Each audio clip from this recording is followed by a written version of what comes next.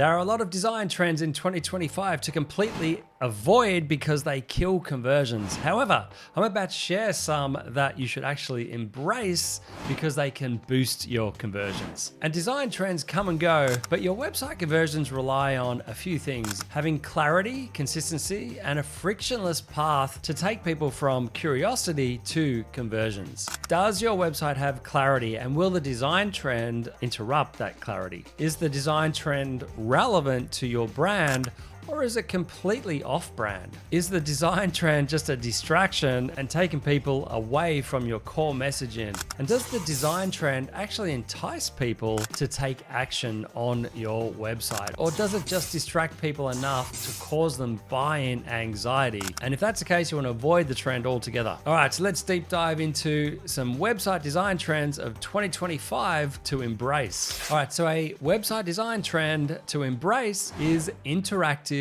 avatar videos. Now, they could be generated by AI or they could be real videos. There are a lot of tools out there these days where you can put a video of yourself and have an interactive conversation with your visitor. And the whole idea is to be helpful and guide them on a pathway that's right for them. So the beauty of this is your time is leveraged. It's like you've got a 24/7 salesperson on your website, answers people's questions, guides them to the next step to bringing them closer to a sale for you. And the beauty of using these interactive tools is that you can collect data and you can gather that data and tweak your content and your interactive videos to be more relevant to what people are asking. Another design trend in 2025 is storytelling in your design. So this is all about weaving in narrative throughout your web pages and using design to enhance it. Think about case studies. Tell your customer's story, whether that's in video or whether that's throughout a page where you let people know what their situation was like before they came to you,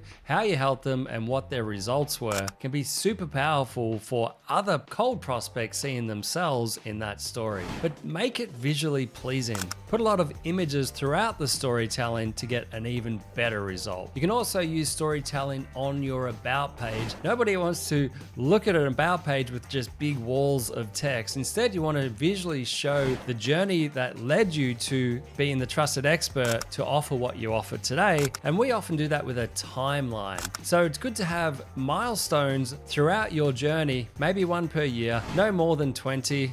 You might have as little as 5 milestones. The point is, if you put milestones on your about page that really showcase your journey and humanize your brand, then people will be more likely to trust you, which can lead to them purchasing from you. So try storytelling in your website design. Another design trend of 2025 is having big numbers for your metrics, your impact metrics, as I like to call them. So what you want to do here is showcase the numbers that represent the results that you get for your clients. It might be the amount of 5-star reviews. It might be the amount of customers you've served. It might be the amount of members you have, the amount of podcast downloads you have, the amount of YouTube views you've had. Anything that's going to visually showcase your authority and give people a sense that have a decent following and you get great results for your customers. I see a lot of websites where they're right down the bottom of the web page and they get missed. The purpose is to quickly visually show people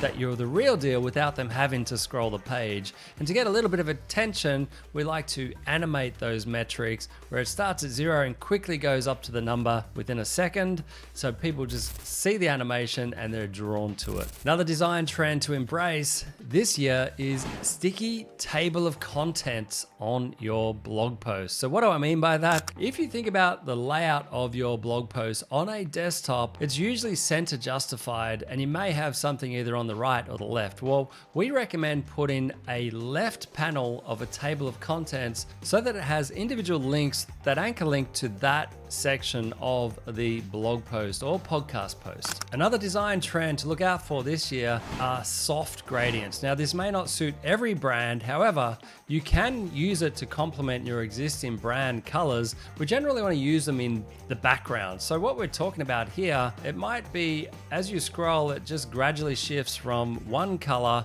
in a gradient to another color, or there may be some background elements that have a soft gradient. And what it does, because it feels so soft and pleasing on the eye, puts more attention on the foreground element, which is essentially the copy, and that's what you want to have people's attention on. So it can complement the copy and your call to actions and put more focus on them. That's why it boosts conversions, and I'm a big fan of it. If it suits your brand, give soft gradients a try.